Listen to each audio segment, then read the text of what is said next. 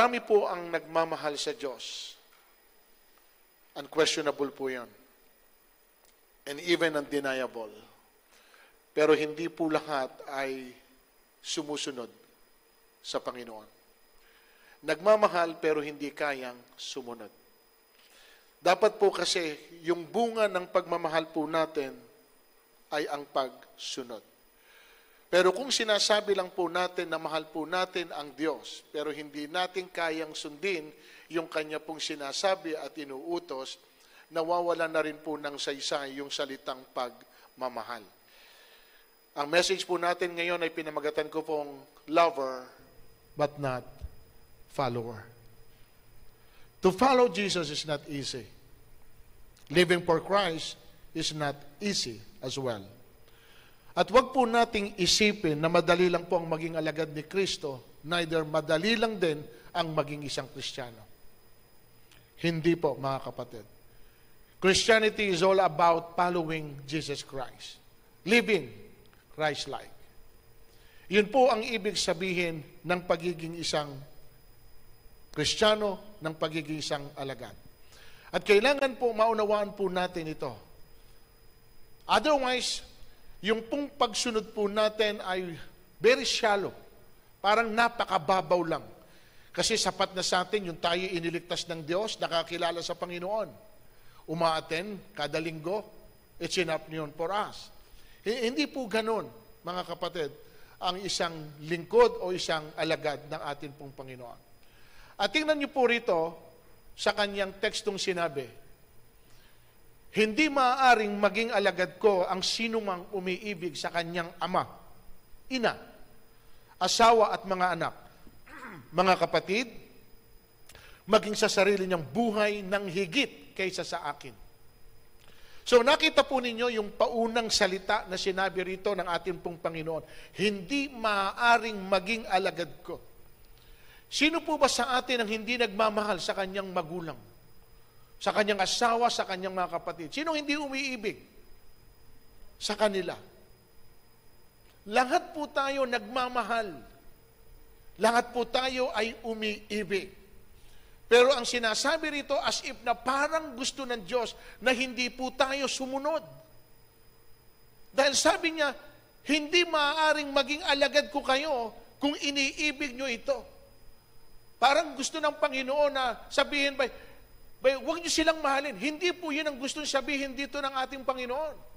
Kundi ang sinasabi rito ng Diyos, kung mas mahal niyo sila more than me, kung mas sila ang priority niyo more than me, hindi kayo karapat-dapat na maging alagad ko. So kasi dito po sa statement na ito, para po kasing hindi gusto ni Jesus na tayo po ay maging alagad niya. Pero sa nakikita ko po dito, hindi ho dahil sa hindi po niya gusto na tayo po maging alagad, pero gusto po niyang ipagpauna po sa atin yung mga pwedeng maging kapalit ng pagsunod natin sa Kanya. Kasi hindi nga po madali, as I have said, ang maging alagad ni Kristo. At kaya po ito ipinagpapauna po sa atin ng Panginoon so that kung sakali man na meron sa atin na magpasya na sumunod po sa Kanya at kung ano man ang maging consequence po nito sa pagsunod po natin, hindi po natin i-blame si Jesus dahil pinili tayo na sumunod sa Kanya. It is our own free will. Dahil yun po ang gusto ng Panginoon, sariling pagpapasya, sariling desisyon.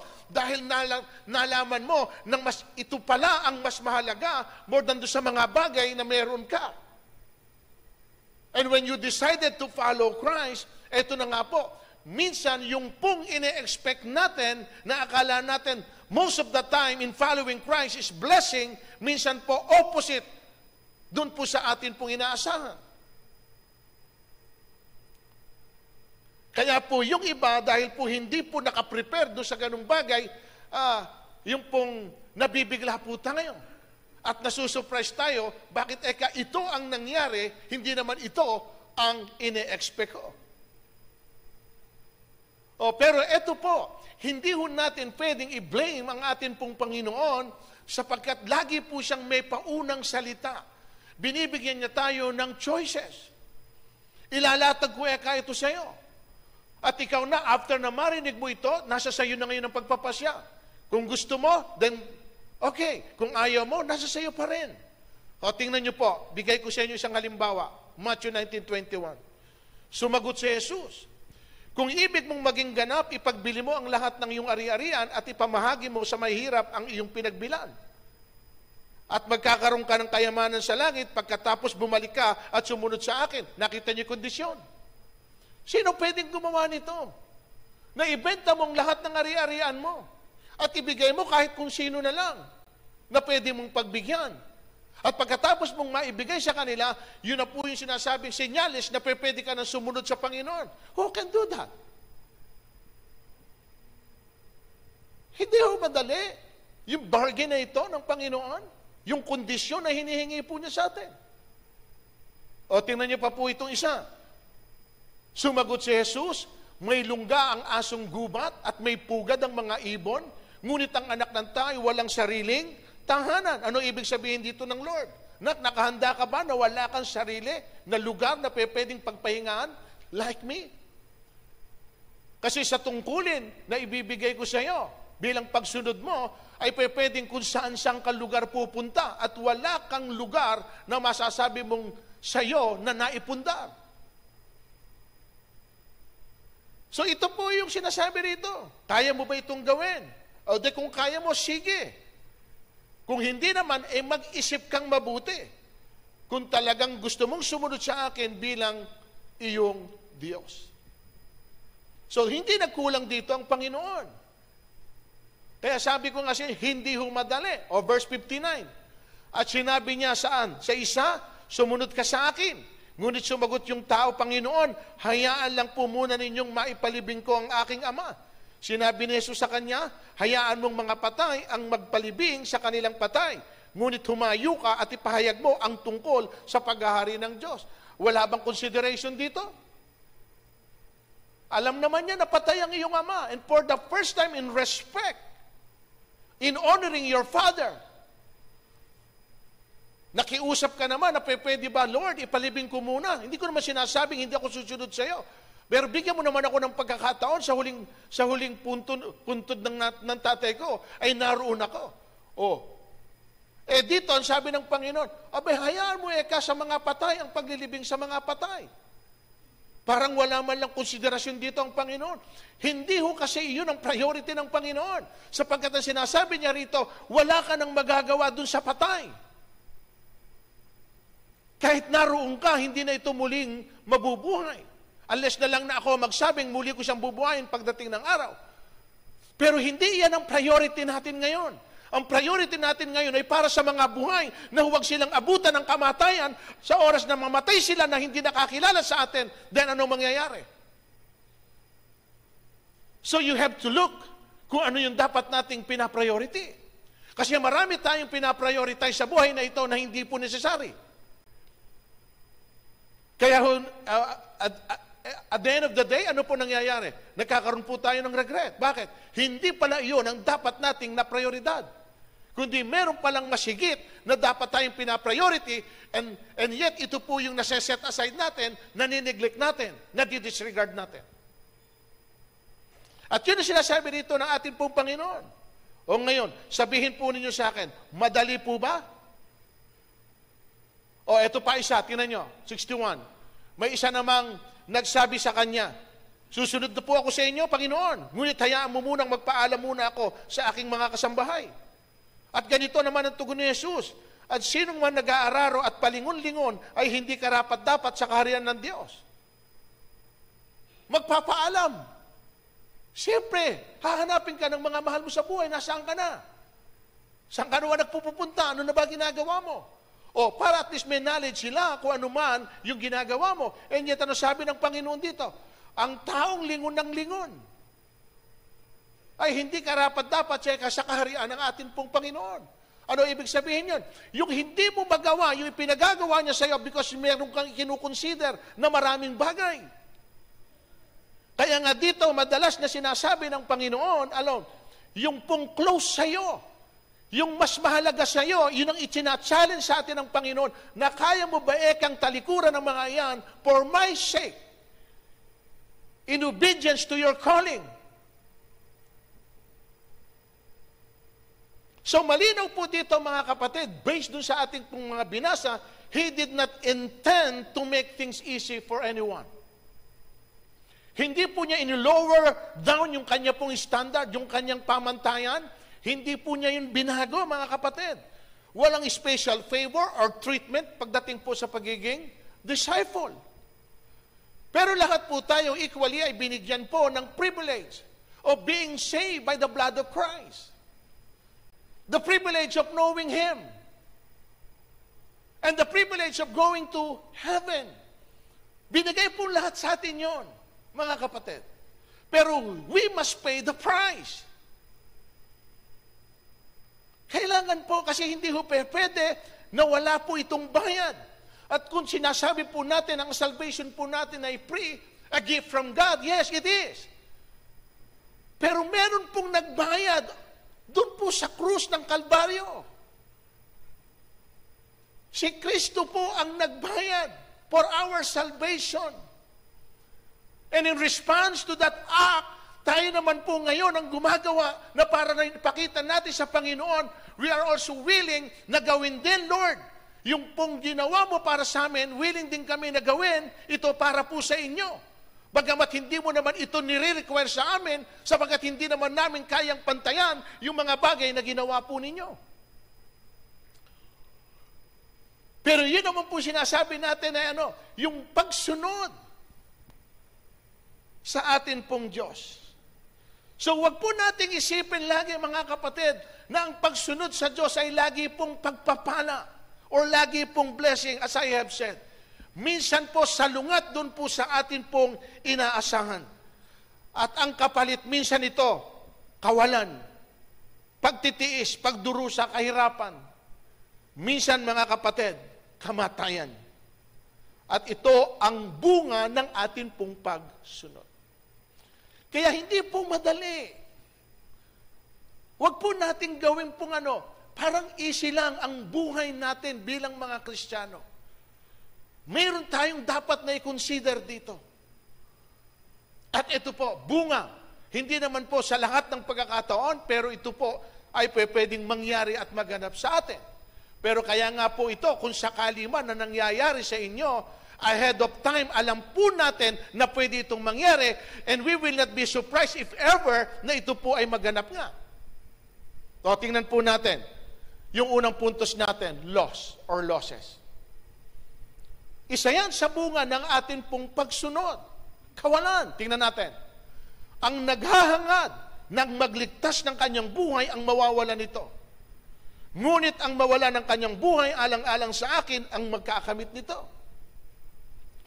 So anong ibig sabihin nito, mga kapatid? Yung bagay daw na iniingatan mo dahil yun ang mahalaga sa iyo. Yun yung kailangan mo at hindi mo kayang ibigay para kay Kristo, yun yung mawawala sa iyo. At kung ano naman daw yung bagay na ibinibigay mo at ipinagagamit mo sa Kanya, yun naman po yung ibinabalik niya sa iyo. Ang iniisip po kasi natin, tayo lang po yung mawawalan. Pero hindi natin alam na kapag ito pong bagay na ito ay nawala sa iyo dahil po sa pagsunod natin kay Kristo, yun naman po ang ibinabalik ni Kristo. O, tingnan niyo po kung bakit. Kung ano yung sinurrender mo, yun din ang ibabalik sa iyo. At ang maganda rito, ang hindi alam ng iba, kasi natatakot sila. Bakit? Giving up something for Christ, hindi nila alam, may babalik pa ba? Pero tingnan po ninyo, kung ano yung nirelease mo, yun ang babalik sa iyo. Pero ang mas maganda, 100-fold ang ibinalik ng Diyos. Mark 10:29. Ano sabi? Sumagot si Jesus, tandaan ninyo, ang sino mang mag-iwan ng kanyang tahanan, iwan.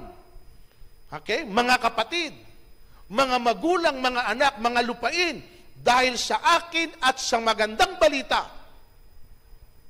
Ano po yung provision? Ay tatanggap sa buhay na ito ng 100 ulit pa nito ng mga iyon. Mga bahay, o ano yung ginibap mo kanina? Bahay. Ano yung ginibap mo? Kapatid, ina, mga anak, mga lupain. Ngunit may kalakip na pag-uusig sa panahong darating. Magtatamo siya ng buhay na walang hanggan. Bakit po may kalakip na pag-uusig? Sapagkat hindi ka pwedeng maintindihan ng magulang mo, ng asawa mo, ng anak mo, ng kapatid mo. Bakit all of a sudden ganito ang naging pasya mo sa buhay mo? You have a good future. You have a nice career. Napakaganda ng pwedeng mangyari sa iyo sa mundong ito. Pero all of a sudden, bakit mo tinalikdan ng mga bagay na yan at sumunod ka kay Kristo? Yun yung pag-uusig na pwedeng danasin mo. Because hindi ka nila pwedeng maintindihan sa naging desisyon mo. It's not easy, mga kapatid. Kaya nga hindi ko kayo maunawaan. Hindi kayo pwedeng maunawaan ng taong hindi the same spirit na meron po kayo. Kailangan po kasi para magkaintindihan kayo, you have the same spirit. At ito po yung sinasabi rito na pwede kang usigin. Tingnan niyo si Paul. Ngunit, dahil kay Kristo, ang mga bagay na pinapahalagahan ko noon ay itinuring kong walang kabuluhan ngayon. Itinuring kong walang kabuluhan ang lahat ng bagay bilang kapalit ng lalong, yun po yung nakita niya . Meron akong pinahalagahan noon. Meron akong mas binibigyan na atensyon noon. Pero nung makita ko yung mas mahalaga, isinet aside ko ang lahat ng ito sapagkat ito po yung pinahahalagahan ko ngayon. Alin yun? Yung kasabi niya rito, ang pagkakilala kay Kristo, Jesus na aking Panginoon. Ang lahat ng bagay, ay ipinalagay kong walang kabuluhan, makamtan ko lamang si Kristo at lubusang makasama siya. So, tingnan po ninyo, yung mga bagay na importante sa iba, yung mga bagay na pinagnanasaan po nila at inaasam ng marami na mapa sa kanila, kay Paul, wala na pong halaga. Wala na pong kabuluhan. Dahil mas mahalaga sa kanya, ngayon, yung makilala si Jesus at mapaglingkuran niya ang ating pong Panginoon. Nabago po yung mindset niya. Yung pong gustong-gusto natin sa buhay na ito. Yung pangarap ng lahat ng tao na mapapasayo. Kaya nagpupursige ka to that point, mga kapatid, na nawawalan ka na ng oras at panahon para sa Panginoon mo. Sapagkat abalang-abala ka na sa mga bagay na ginagawa mo at nag-i-enjoy ka rito dahil nga nakikita mo, malaki ang mangyayaring magandang bagay sa'yo. Sabi ni Paul, lahat ng ito. Hindi ko sinasabing huwag tayo pong magpursige sa buhay. Huwag niyo po akong mamali. Hindi ko sinasabing huwag na kayong mag-asikaso sa mga bagay-bagay. Pero huwag naman daw at the expense of your time and relationship sa atin pong Diyos. Huwag niyong kakalimutan na siya pa rin ang source. Siya pa rin ang pinanggagalingan ng lahat ng meron po tayo. At kung meron man po tayo ngayon na pinagkakabalahan, yun po ay dahil po pabor ng Panginoon. Pero huwag naman sanang yun ang gamitin mo na maging kapalit para mawalan ka na ng time para po sa Diyos. Sapagkat hindi po gagawin nyo ng Panginoon, mga kapatid, na ibigay niya isang bagay sa iyo at yung bagay na ibinigay niya, yung pang naging dahilan para mawala ka sa paglilingkod sa Kanya. So, ganun din po ang nangyayari sa atin. Sa totoo lang, alam niyo ba, hindi man nagsasalita yung mga kapatid ninyo, pero somehow, napakalaki din ang oportunidad nila sa buhay na meron sila. Yung potential nila, yung gift nila. Pero alam niyo mga kapatid, dahil nga nabago yung mindset nila, hindi na yun ang naging prioridad nila. Okay? At ito naman ang maganda. Yung ang hindi mo hinahanap, yun naman ang ibinibigay sa iyo ng Diyos. Nakita niyo? Yung hindi mo hinihingi, yun naman ang ipinagkakaloob. Sapagkat nakikita ng Panginoon, hindi siya yung priority mo. Mayroon kang masigit na prioridad sa buhay na ito. Sapagkat darating ang araw, lahat po mga kapatid, nang itinuturing natin na mahalaga sa mundong ito, darating ang isang araw, sasabihin nyo, wala palang halaga, wala palang kwenta, walang kabuluhan. You know why? Example, yung nangyari nitong nakaraan nung bagyo. Ilang kabuhayan. Hindi lang buhay ang nawala, marami. Merong namatay. Ilang kabuhayan ang masasabi natin. Ang dami pong mga kasangkapan din, mga kagamitan ng lumutang. Ha? Yung mga kabuhayan natin na nakalatag sa bukid na hindi pa natin naani, na ngayon baka wala na dahil lumubog na. Yung mga hayop na tinangay. Maraming mga nasayang, mga kapatid. Amen? Maraming hindi tayo. Kaya yung iba yung umiiyak. Bakit? Hindi nila napakinabangan yung bagay na ang tagal nila ipinundar. And all of a sudden, bigla pong nawasak. Hayop na kanilang itinatali sa kulungan sapagkat iniisip nila na kapag dumating ang pangangailangan, ay madali itong ibenta at pag naibenta, meron agad silang mapagkukunan. Hinawala sa talian. Yung iba'y nalunod, namatay. So wala pong pinakinabangan. At eto na naman mga kapatid, ngayon, magsisimula na naman sila sa kanilang buhay kung paano ibabalik muli yun. Yung dati. Heto ngayon, paano sa palagay nyo magkakaroon sila ng oras sa ating pong Diyos? Paano mga kapatid makakasunod na uli? Yun na naman ang prioridad nila. Kailangan na naman nilang bumangon. Kailangan na naman nilang magsimula muli. Kung nung pong naroon yon at hindi nawawala sa kanila, wala silang time sa Panginoon. Ngayon na nawala yung mga bagay ngayon, yun ang pagsisikapan mo na naman na ibalik sa buhay mo ngayon. Kapatid, hindi ka na makakaalis doon. Ngayon eto, nasa na yung pagiging Kristiyano mo?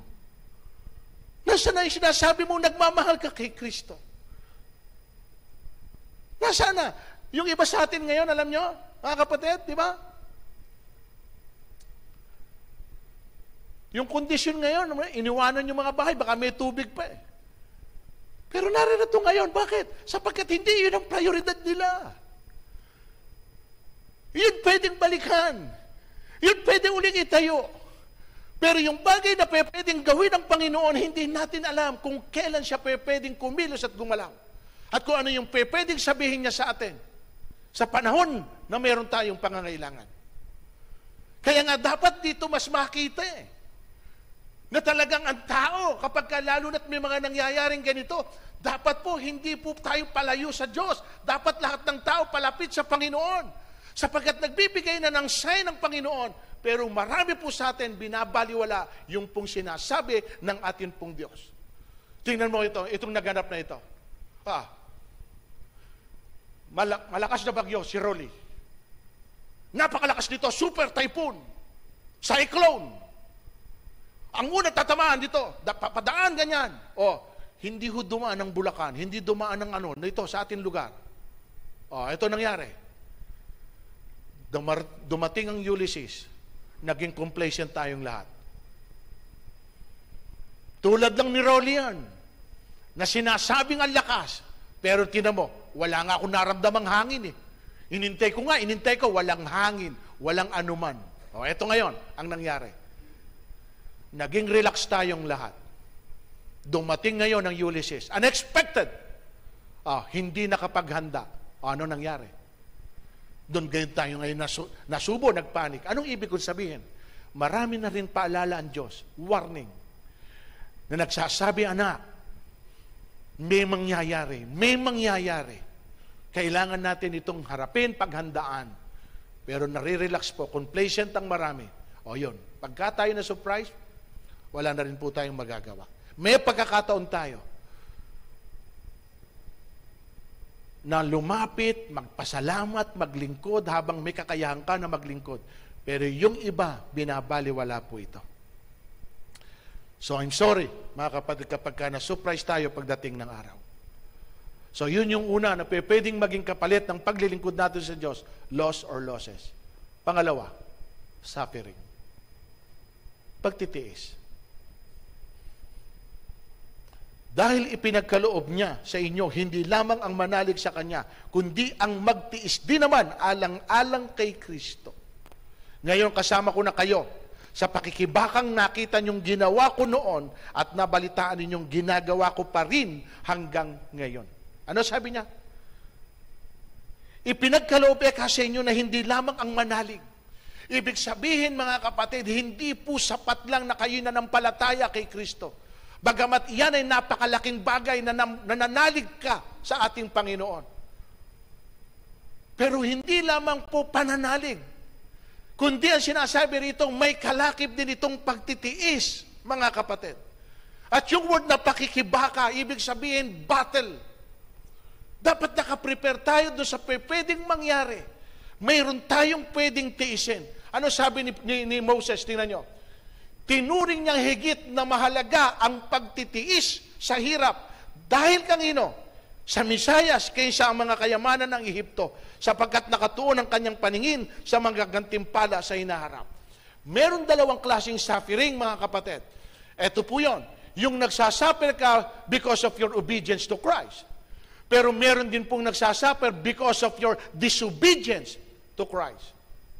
May consequence po kasi yun. Baka ho yung suffering na nangyayari sa'yo because of your disobedience. Pero kung ikaw ay nagsasuffer because of your obedience to Christ, dahil gusto mong makasunod sa kalooban ng Panginoon, valid po yun. Pero kung nagsasuffer ka bunga ng iyong pagsuway, then yun po yung bunga o consequence noon. Kaya mamimili ka lang, yung suffering mo ba ngayon because of what? Because of obedience or because of disobedience? Kaya kailangan, alam din po natin yun. In 1 Thessalonians chapter 3 verse 2, at suguin sa inyo si Timoteo na aking kapatid at kamanggagawa sa Diyos sa pangangaral ng magandang balita tungkol kay Kristo. Isinugo namin siya upang patatagin kayo at palakasin ang inyong loob alang-alang sa inyong pananampalataya. Ano yung purpose? Sabi niya rito, upang patatagin kayo at palakasin ang loob. Bakit? May manghihina ba? O tingnan nyo, upang hindi manghina ang sino man sa inyo dahil sa mga pag-uusig. O, ito po ngayon yung karugtong. Alam ninyong ang mga pag-uusig ay bahagi ng kalooban ng Diyos para sa atin. O, ba't tayo masusurprise? Bahagi pala yun ng kalooban ng Diyos para sa atin. It is His own will for us to suffer also. So don't be surprised. Kasi pwede kasing maging question yan sa atin. Pwede kasing tapat ka naman sa Diyos. Sumusunod ka naman sa Diyos. Pero bakit nung dumating ang mga pagsubok na ito, especially nung bagyong ito, Lord, ba't parang hindi mo man ako in-spare? Yung aking kabuhayan, ito na lang ang aking kabuhayan. Tinan mo, nadadali pa. Nasira, nawasak. Oh, magtatanong ka, Lord, why? Alam mo naman sa sarili mo na your life is in the center of the will of God. Pero nagkukwestiyon ka, bakit? May mga bagay na pinapayagan siya na dahil po meron siyang dahilan. At hindi ho dahil, alam nyo, hindi po dahil na may nangyaring hindi maganda sa iyo. It doesn't mean na ikaw po ay wala sa kalooban ng Diyos. Minsan yung nasa kalooban ka ng Diyos, doon nga mayroong bagay na pinapayagan ng Diyos dahil tinetest din ng Diyos kung ano po yung katapatan mo. At hindi dahil dumanas po tayo ng ganitong klase ng pagsubok, ay wala na po tayo sa kalooban ng Diyos. No. Hindi sa lahat ng pagkakataon. At yun sinasabi rito. Ipinagpauna na namin sa inyo, verse 4. Nariyan pa kami na tayo uusigin at gayon nga ang nangyari tulad ng alam ninyo. We kept telling you in advance that we are going to suffer affliction. So suffering, mga kapatid, means we will be subject to pain. We will experience adversity, misfortune, discomfort, and even, mga kapatid, difficulty. Pero kailangan nating mapaglabanan ng lahat ng ito dahil bahagi nga po ito ng pagkakatawag sa atin ng atin pong Diyos. At kung bahagi po ito, huwag po kayong mabibigla o masusurprise. This is part of it. Gawa 14:22, pinalakas nila ang loob ng mga alagad at pinayuhang manatiling tapat sa pananampalataya. O ano sabi po sa kasunod? Daranas muna tayo ng maraming kapigatian upang makapasok sa kaharian ng Diyos, sabi ng mga alagad. Daranas muna tayo. So walang exemption. Kung dumaan sila rito, pwede rin dumaan din tayo sa ganito. Kaya nga dito, patibayan, mga kapatid. Matthew 24:15, pag binasa ninyo, who will endure to the end will be saved. Manatiling matatag hanggang wakas. So, andun yung losses sa pagsunod sa Panginoon, nandun po yung suffering, and ito po, meron pa, bahagi ito, sacrifice.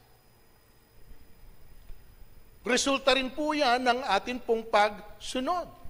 Kaya sabi po sa Romans 12, kaya nga mga kapatid, alang-alang sa masaganang habag ng Diyos sa atin, ako'y nakikiusap sa inyo, ialay niyo ang inyong sarili bilang isang handog na buhay, banal at kalugod-lugod sa Diyos. Ito ang karapat-dapat na pagsamba niyo sa Diyos.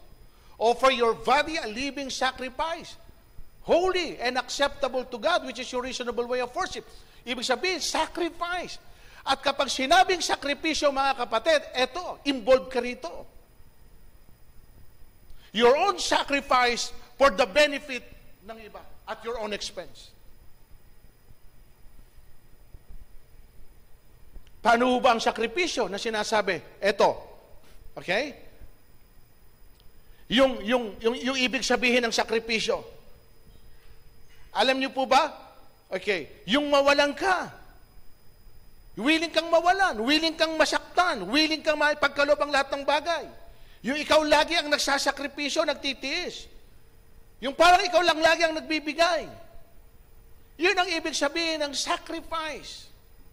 Yung ganito, kapatid, para masabi mo na may sinakripisyo ka, eto, yung nasaktan ka sa bagay na ginawa mo. Nang para sa Diyos. Kapag nasasaktan ang loob mo, pero sa kabila nun, dahil gusto mong sumunod sa Panginoong Jesucristo, and yet nag-i-struggle ka from within, yun po yun, may sinasakripisyo ka na nun. At bakit kaya kailangan magsakripisyo? Si Christ, He sacrificed everything for you. Hindi ho ba? Isinakripisyong lahat ng Panginoon ang anumang meron siya nang dahil po sa iyo at nang dahil sa akin. At tinitingnan din ng Panginoon, ano rin yung willing ka na isakripisyo mo para sa Kanya at pagsunod sa Kanya. Alam niyo ibig sabihin nun? Yung ginawa niya ay hindi para lang sa Kanya, pero siya ang nagsuffer doon, pero tayo ang nag-benefit. Di ba? Oh, ano pang mga sakripisyo? Dito, kayo yung nandito. Yung nagpapagamit kayo sa Panginoon.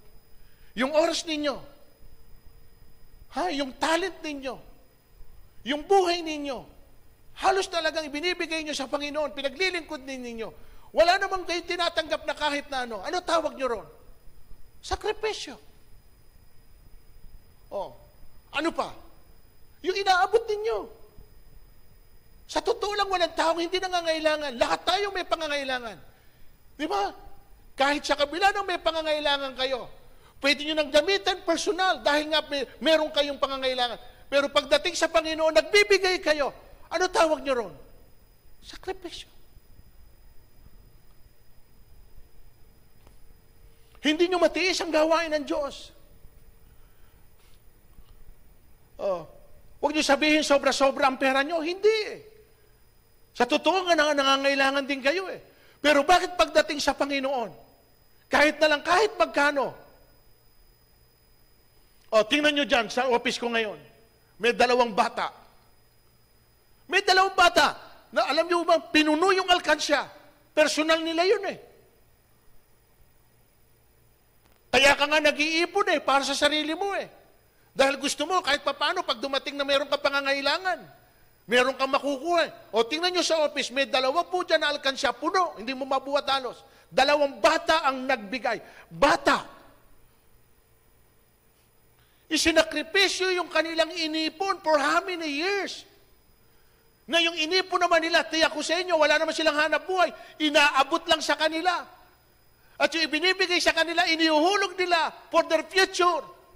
At ngayon nakita nila na mayroong needs. Dinala po yung dinala yung kanila pong mga alkansya. Dinala sa office, para po saan? Sacrifice. Kaya hindi yung pwedeng tawaran yun eh. Tingnan niyo yung mga bata. Nakita niyo yung pinakain ng Panginoon? Yung 5,000. Hindi minention yung mga babae at saka na pinakain ng limang pandesal at dalawang isda. Ang may-ari po nun, bata. At ang bata, by nature, makasarili po yan. Kaya nga nag-aaway, kapag inagaw mo yung kanya, mag-aaway kayo eh. Pero tingnan po ninyo, in times of need, willing silang magsakripisyo kung kinakailangan. O yun po ang ibig sabihin na sa pagsunod sa Panginoon, bahagi ang pagtitiis, bahagi ang pagsasakripisyo. Amen? At kung may sinasakripisyo man po tayo, hindi po yung kalabisan. At ang masarap nito, naging bahagi ka. O, meron pa rin dito isa. Hindi ko na babanggitin. Meron dito isa. Ala rin siya pinagkukunan. Ala.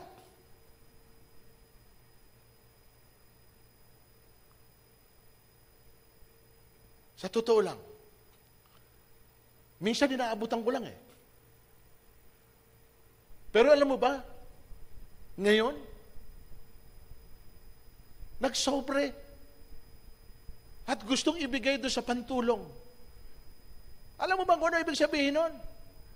Ikaw na tinutulungan lang. Pero nung maramdaman mo yung burden, gusto mo ring makatulong. At kahit anong meron ka, gusto mo ring ibigay, maging bahagi, hindi palakihan. Lord, ito lang yung kaya ko. Pero sasabihin ko, itong ibinigay ko na ito, ang laki na ng aking isinakripisyo. Bakit? Pwede ho akong umuwi na wala walang pamasahe. Pero yung gesture na ipinakikita, na kahit wala na siya, yun ang sinasabi ko sa inyong sakripisyo, yung wala ka na and yet, kaya mo pa rin. Yun. Dahil si Kristo, ganun din ang ginawa sa bawat isa po sa atin. Amen? Sa pagsunod sa Diyos, hindi lamang din po sakripisyo, hindi lamang suffering or losses, ito po, death. Lucas 9:23. At sinabi sa kanilang lahat,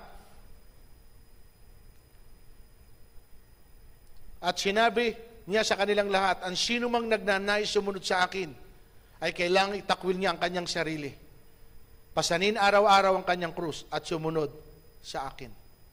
Kita niyo po? Denial. Self-denial is considering that. Taking up your cross, signifying death. Kaya mo deny ang sarili mo? For Christ. Hindi ho madaling i-deny ang sarili sapagkat may desire po ito. Kaya nga hindi ba, mas nananaig yung gusto mo more than sa gusto ng Diyos para sa iyo. Paano mo sasabihin yung denial? Ang denial, yung wala ka nang iniisip sa sarili mo.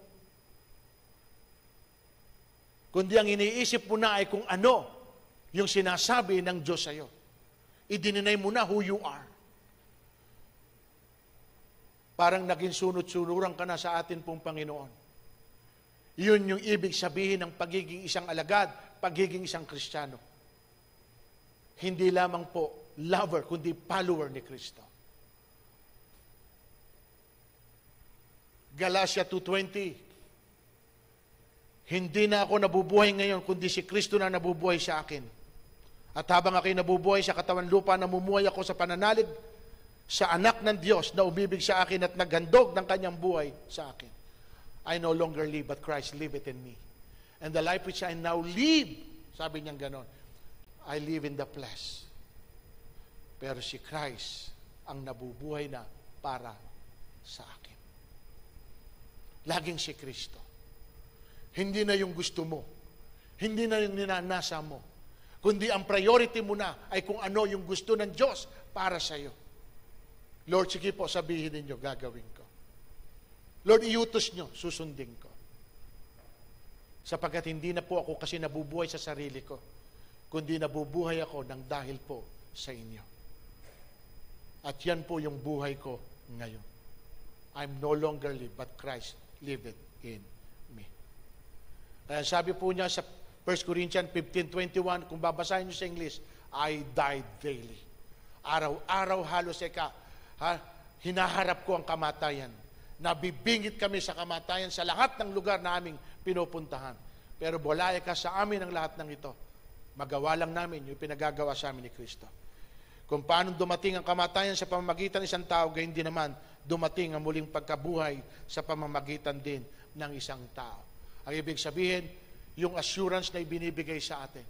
If ever na mamatay tayo para kay Kristo, si Kristo naman din ay may kakayahan para buhayin tayo. Dahil siya po yung resurrection. Hindi natin mararanasan ang muling mabuhay not unless una tayong makaranas ng kamatayan. You want to be resurrected? You must die first. Iyon ang sinasabi ng Panginoon. Hindi po ito dying physically, kundi minsan yung pong nasa ng atin pong laman. Kailangan natin siyang sawatain, kailangan natin siyang pigilan, kailangan natin siyang isubdue, kumbaga. Iyon ang ibig kong sabihin. And Philippians 1:21, for me to live is Christ, to die is gain. Para sa akin, si Kristo aking buhay at ang kamatayan ay pakinabang. So hindi nakakatakot ang kamatayan, mga kapatid. Kung yung pong kamatayan na ito ang nagsani ay yung pagsunod mo sa atin pong Diyos. At kung namatay tayo sa pagsunod kay Kristo, umasa naman din tayo na muli na tayong bubuhayin pagdating ng panahon na itinakda niya para po sa atin. At bibigyan ko po kayo ng example. Kaya sabi ko sa inyo, even physical death pwedeng maranasan. At tingnan po ninyo ang nagbigay ng halimbawa mga kapatid natin noon in comparison sa mga nangyayari sa atin ngayon. Tingnan natin kung nasaan tayong estado ng ating pagiging isang Kristiyano. Sa pananampalataya sa Diyos, inalik sa ilang mga babae ang kanilang mga mahal sa buhay na namatay matapos ang mga ito'y buhayin muli. May mga tumangging sila'y palayain sapagkat pinili nila ang mamatay sa pahirap. Pinili nilang mamatay sa pahirap upang sila'y muling buhayin at magtamo ng mas mabuting buhay. Verse 36, mayroon namang hinamak at hinagupit at mayroon ding ibinalanggo at kinadena. Verse 37, ang iba naman ay pinagbabato, nilagari sa dalawa at pinapatay sa tabak. Ang iba'y nagdamit ng balat ng tupa at kambing. Ang iba'y namulubi, inapi at pinagmalupitan. Kita niyo po mga naranasan po nila nang dahil po sa pagsunod nila sa atin pong Panginoon na hindi pa natin exactly nararanasan sa ngayon. Sa atin po, kung naranasan natin yung nangyari sa kanila, baka wala na pong Kristiyano ngayon. Baka ubos na po tayo. Dahil hindi natin kaya yung ganito ng mga pagsubok. At pwedeng ganito maging kapalit ng atin pong pagsunod. So what I'm saying, mga kapatid, is this. Okay? Magkaroon tayo ng personal assessment sa sarili po natin, being Christian, bilang follower ng ating Panginoon. Bilang kanyang alagad. Gaano kalalim? Hanggang saan ang pwede mong isakripisyo? Hanggang saan yung pwedeng maging pagtitiis mo? Ano yung kaya mong mawala kung kinakailangan? Bunga ng iyong pagsunod. And even your own life, kahit po ito'y at risk o at stake, kaya mo rin pong itaya dahil nga hindi ka na nabubuhay sa sarili mo. So yun po, tingnan natin Yung pang pagiging Kristiyano ko ay Kristiyano lang ba ako pagkalinggo? At hanggang saan ang pwede lang akong sumunod? May limitasyon ba? Ito lang ang kaya kong gawin para sa iyo, hanggang dito lang ako. Ito lang ang kaya ko ibigay sa iyo, hanggang dito lang ako. Ikaw ang nagpapasya. Ikaw ang nagdidesisyon. Choice mo yon. Gaya nga na sinabi ng Panginoon, wala namang pilitan dito. Pero ang sinasabi rito sa atin ng Panginoon, i-assess mo sa sarili mo kung tunay ka na talagang isang Kristiyano. Kasi mga kapatid, living in heaven, hindi ho yun napaka-cheap. Yung mapunta ka sa langit at makasama ang ating Panginoon, baka akala nyo cheap. No. Kaya hindi po madali ang maging isang alagad ni Kristo, ang maging isang tagasunod ni Kristo. Kailangan kung kinakailangan mangyari sa atin yung mga bagay na binanggit ko, so be it, Lord. Kasi ikaw naman ang Panginoon namin na sinusundan namin dito. Amen? Tayo po'y manalangin, taas po natin ang ating mga kamay. Sa inyo pong kinatatayuan, magkaroon po tayo ng personal na pakikipagniig sa Diyos. Tanungin po ninyo sarili niyo bilang Kristiyano. Ano na ang inyong isinakripisyo? Ano na yung inyong tiniis ng dahil sa pagsunod ninyo? Ano na yung nawala na masasabi nyo ng dahil lang sa pagsunod natin sa Panginoon? Kailan nabingit ang inyong buhay dahil pinaglaban ninyo yung pananampalataya po ninyo sa ating pong Diyos?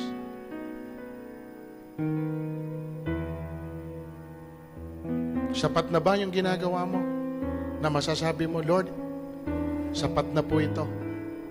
Okay na ito. O meron pang ine-expect ang Panginoon higit sa ginagawa mo at higit sa pwede mong gawin. Higit sa pwede mong ibigay. Nasaktan ka na ba dahil sa ginawa mo na pagsunod sa Diyos?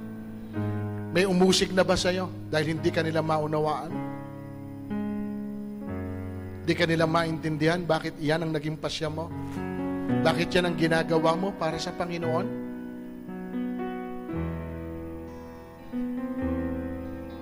Kayo po ang sumagot niyan. Tingnan po ninyo. At kung sapat na po yung kalagayan natin bilang tayo, alam din po yan ng Panginoon. Dakilang Diyos, higit kayo nakababatid ng tunay naming kalagayan sa harapan po ninyo. Gusto po namin worth it din. Kung sakali man po na mapunta kami dyan sa kaharian po ninyo, worth it din. Dahil masabi namin, Panginoon, meron din kaming ginawa at isinakripisyo. Meron din po kaming pinuhunan, Panginoon, kaya naman ito'y amin pong pinapahalagahan. Kaya po madali sa iba kasi wala naman po silang pinuhunan. Pero kung kami po, Panginoon, ay meron po, Panginoon, at tiniis, merong mga nawala, meron po kami mga sinakripisyo dahil po gusto nga namin mabigyan kayo ng kaluguran, masunod namin ang iyong kalooban. Ito yung bagay na aming pinapahalagan, kaya hindi po kami pumapayag na ganun lang po, na mawawala po sa amin yung paglilingkod namin, yung privilege na pasalamatan ka namin at pasamba ka namin. Hindi po namin ito madaling baliwalain, Panginoon. Kaya nga as much as possible, kapag meron pong mga gawain ay naroon po kami. Sapagkat gusto po namin, Panginoon, o God, na ipaabot sa inyo, ganun namin ito tinetreasure, ganun po namin ito binabalyo. Kaya, Panginoon, salamat sapagkat muli mo kaming pinaalalahanan ng mga salita po ninyo. At dito po, Panginoon, kayo na po ang sumiyasat sa bawat isa sa amin. Gaano po kami kalalim bilang tagasunod mo? Gaano po, Panginoon, o God, kami kalalim bilang mga Kristiyano? At hanggang saan ang pwede pa namin gawin ang pagsunod namin sa inyo? Baguhin mo ang mindsetting namin, Panginoon. Baguhin mo takbo ng damdamin po namin, Panginoon. Sa mga huling panahon na ito, Panginoon, alam ko malapit na kayong pumarito. Alam kong hindi na po magtatagal, Panginoon, at mangyayari na yung mga bagay na sinabi po ninyo. Pero Lord, gusto po namin, mangyari man ito, alam namin sa sarili po namin, wala po kaming pinagsisisihan, wala kaming regret, dahil ginawa po namin yung nararapat, dahil yon ang iyon ang sinabi mo po sa amin. Kaya Lord, salamat sa mga salitang ito. Nawa Panginoon o God, manatili itong buhay sa puso ng mga anak mo na hindi ganong kadali ang maging isang alagad mo. Hindi ganong kadali ang maging isang Kristiyano. Kaya pagpalain mo ang mga salita mong ito, pagpalain mo ang mga anak mo na tumanggap ng mga salita mong ito, at nawa maging buhay ito sa buhay po namin. Muli sa iyo papuri, sa iyong parangal. Sa pangalan po ng aming Panginoong Yesus, ito po aming samot dalangin. Amen and amen. God bless you mga kapatid. Pagpalain po kayo ng atin pong Panginoon.